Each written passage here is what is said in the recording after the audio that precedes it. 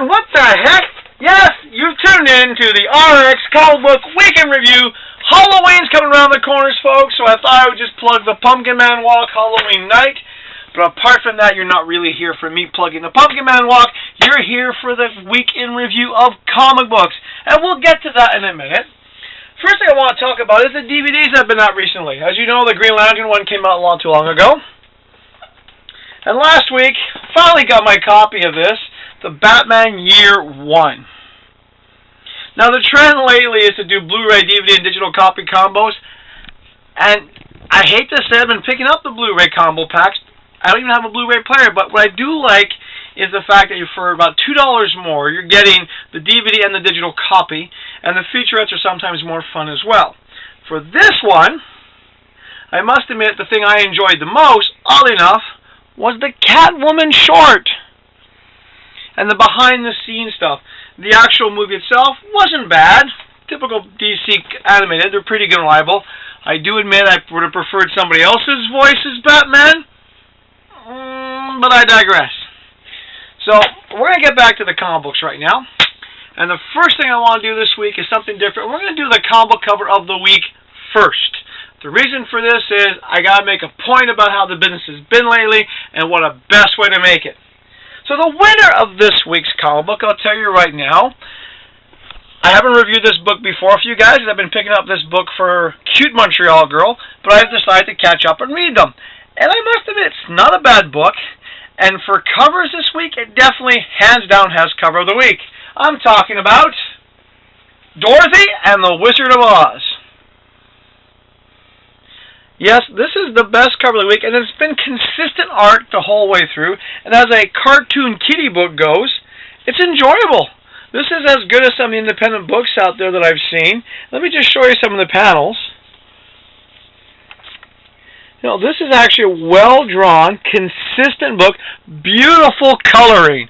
The coloring here reminds me of some old Kaluta stuff. Really nice and smooth watercolors. Here, there's a perfect example. Look at that coloring there. Okay. The fact that the coloring is done by someone named Beaulieu, okay, I admit, a bit of a soft spot, but it is the cover of the week. Okay, so now we're going to jump to the best read of the week, and I told you this is a new category we're doing. Well, the best read of this week is a Vertigo title, Spaceman, by Brian Azzarello and Eduardo Rizzo. Artwork-wise, it's a bit different, but it's consistent, which you know is a big thing for me. And it's actually a very interesting read. The story is about this person who's genetically bred to be an astronaut to go to Mars, but he doesn't go to Mars. So you get some really nice colors, some nice artwork. It reminds me a lot of the BD movement, which we used to get. Being from back east, I'm a very big fan of the BD, and this has that BD feel to it. So the one thing I must admit, Vertigo was putting out more and more good books. This is an example of them. This is a limited series, so you know what? Go into your pockets. I know it's a budget. Go down to RX and buy this book. That said, it's time for the rest of the DC comic books. Okay, I know DC said their sales were great for the number ones. Let's wait till we see what the sale results are for the number 2s and 3s and 4s. After 4, who knows? Maybe they'll wake up. Okay, so first on the block this week is the Teen Titans. The art's improved a little bit. It still has that imagey feel. You know, story-wise, well, how can I put it this way?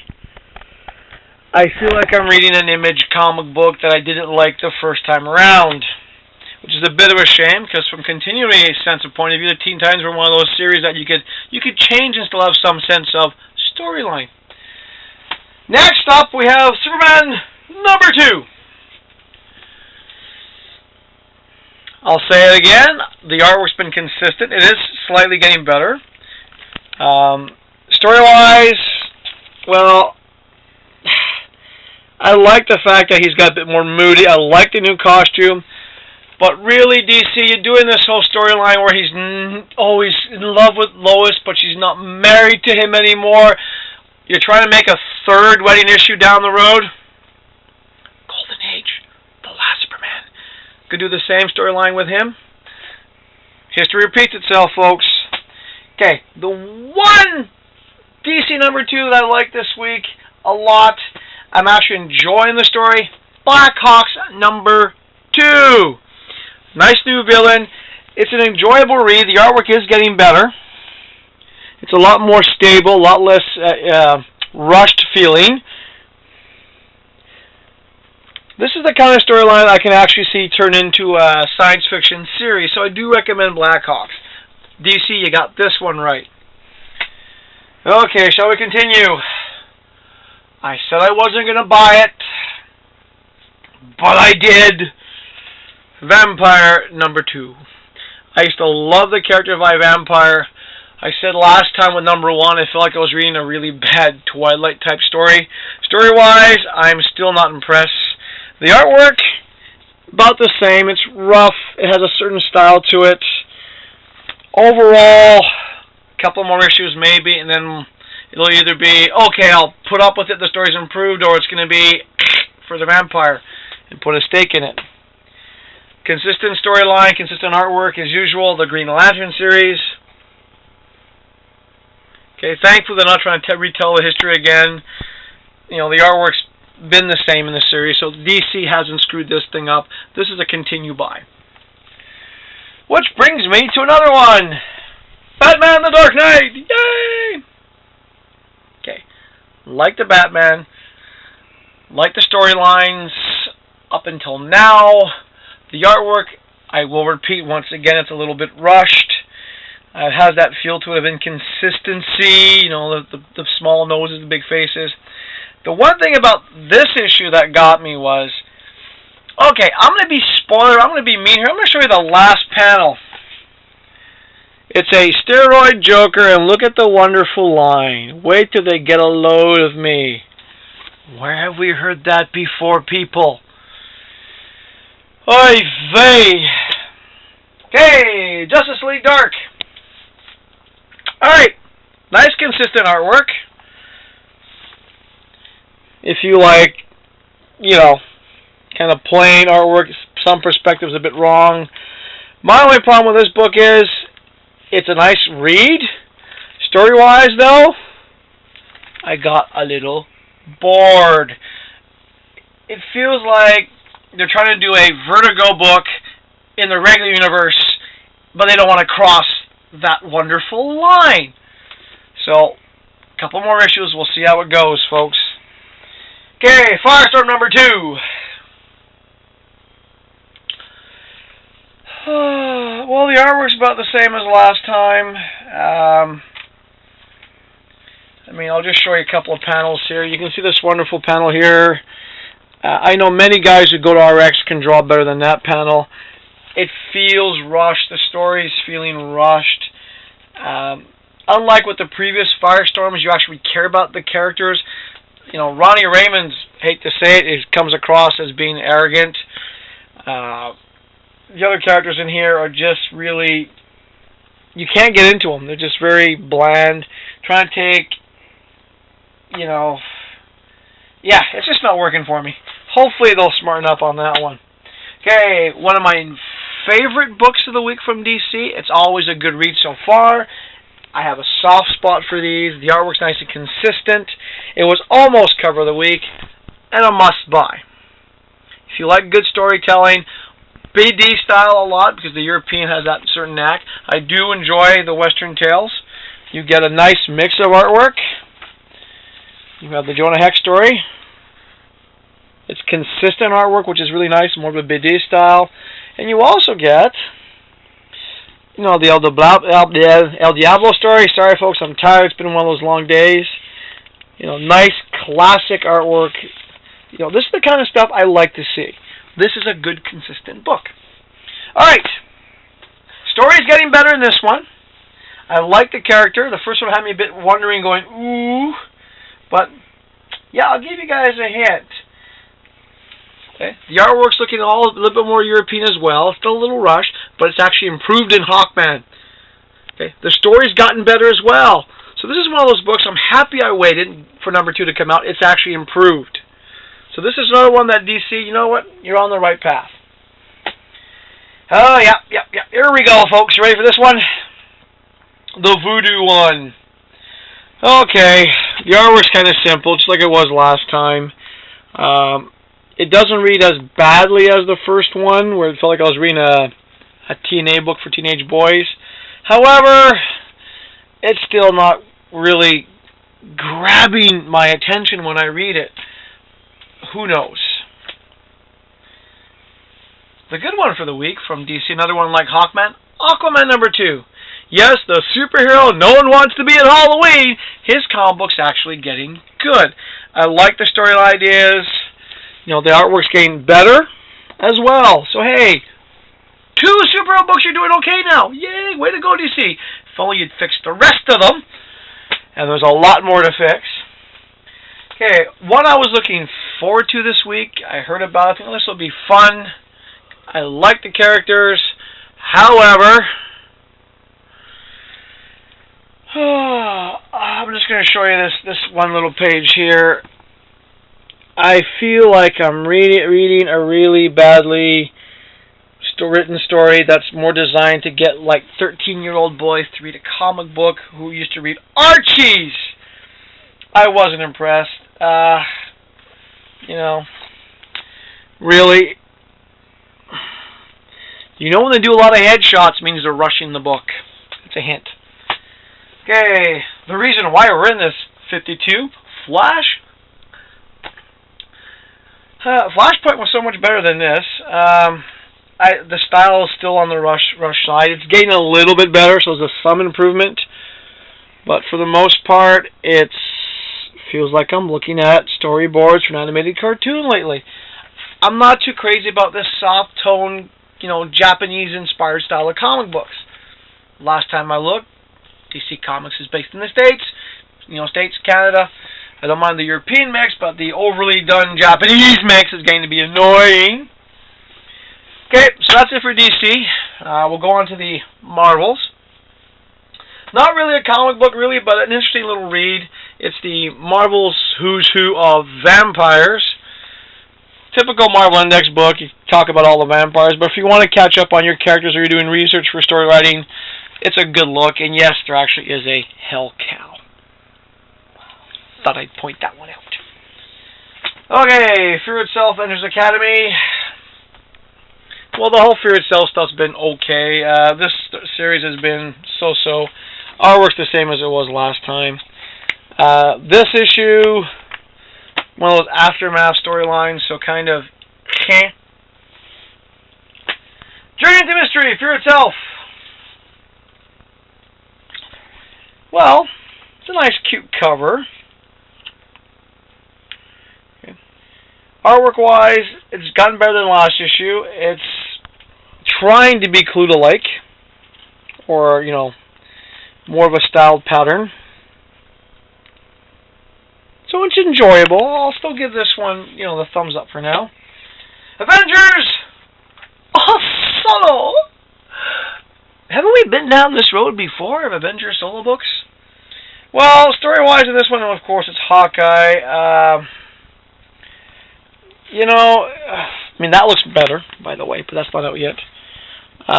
Like I said, I really wasn't too happy with this one. The artwork left me down, the storyline let me down. So I wanted to, oh no, that one we're going to save for last. Okay, the worst book of the week. Oh, you heard me say it, folks. Please, annihilate this title. Artwork. Well, just look at that panel here with Captain America. Okay, that says it all. Nice cover. I do like the cover. The storyline's been, it's Spider-Girl. You know, there's always been potential for this character, but once again, it's kind of leaving me, And the fact that it's the only Spider book I actually buy now, it's impressive. Barely. Alright, The Mighty Thor, Fear Itself. Not a bad issue. The artwork has been consistent. I do admit I did like the end picture, which I won't be spoiler if. I will show you some of the pictures inside. So I did like the ending, but once again, the artwork's been rather consistent in Thor lately. It actually was a good read. But keep in mind, folks, the problem with Thor is for the past couple of months, they've been shoving a certain image down our throats.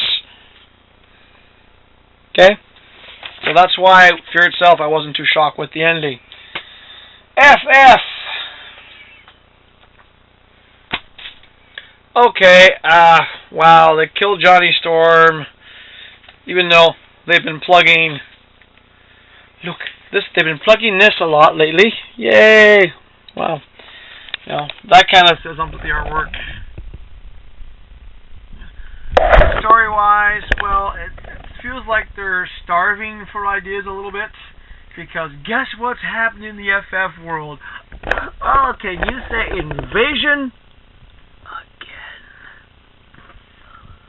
Wow. Okay, Captain America and Bucky. Okay, I know this is not good artwork. It is kind of on that retro style. However, it is a good read. I've been enjoying the series.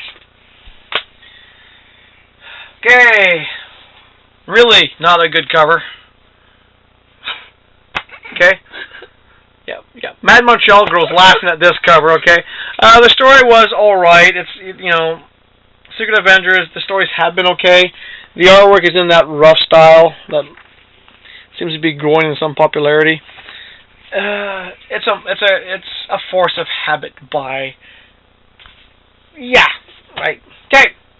Now the one I want to say for last are the Marvel books. Are you ready, folks? Oh yeah. You always hear me saying how things are doing it the Marvel way, the Marvel way. And you know what the Marvel way is?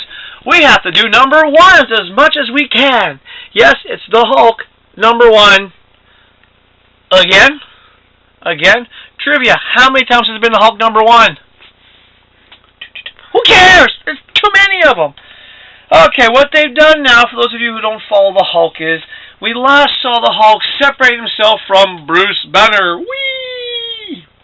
Okay? The Hulk's not a crazy, savage brute.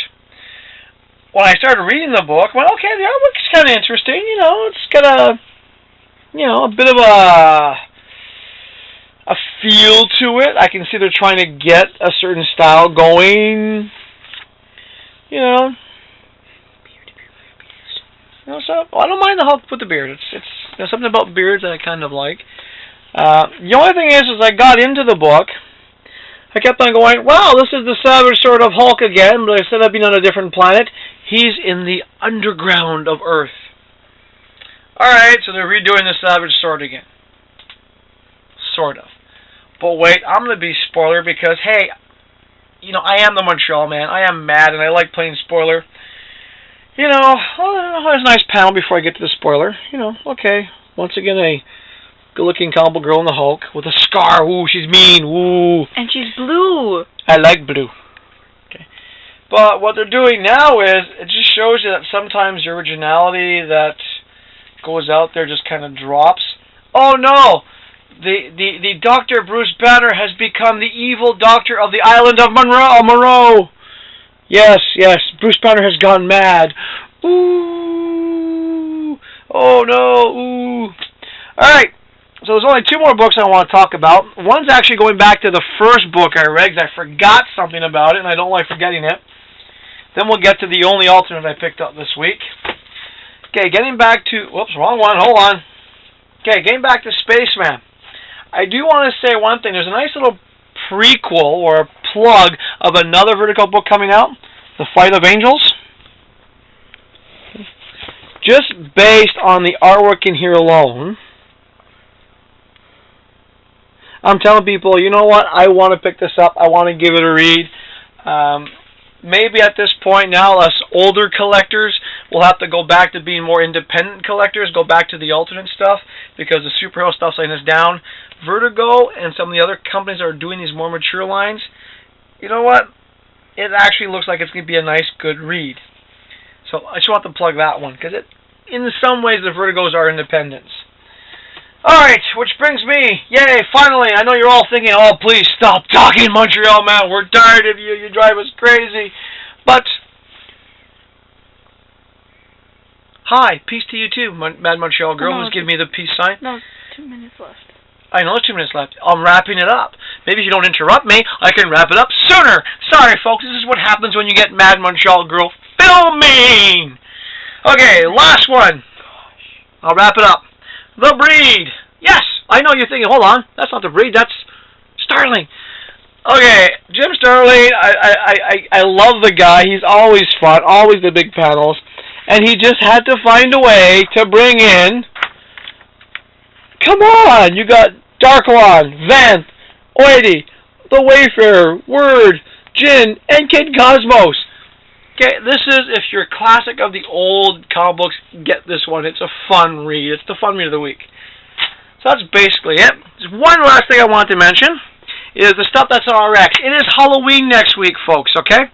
So you know what that means? It means zombies, monsters. And don't forget, RX is your place to go if you want Walking Dead novel. It came out this week. It's your place if you want to get Walking Dead action figures. Think about it this way. You having a Halloween party this weekend, little Walking Dead action figures around? That's kind of cool. If you're a big kid and you want to have the really big cool stuff for Halloween, Aaron still has a Yoda candy dish, a Boba Fett candy dish, and he still has a Darth Vader candy dish. Perfect for the Halloween people. And as for the mature readers out there, those of us who really are fans of that BD, the European style, well, if you go down to RX, you can get copies of this wonderful thing. Dark Horse has put out a Manera collection, and Aaron ordered them in. For those of you who don't know Manera, it is a artist who does some beautiful stuff. He knows how to draw women. Let's just put it that way. It's a series, if you've never picked it up, even in English, it's fantastic. The Europeans have always had a way of saying, hey, we're going to do stories that you might not see anywhere else. And Manera's imagination is amazing. And Aaron's got that in stock. So that's basically it. Have a good Halloween this weekend, folks. Enjoy next week. There'll be more comic books next week. And like I said, some things are getting better. Some things are not. And I'm somewhere in the middle. Mad Montreal Man for RX Comics. See you next time.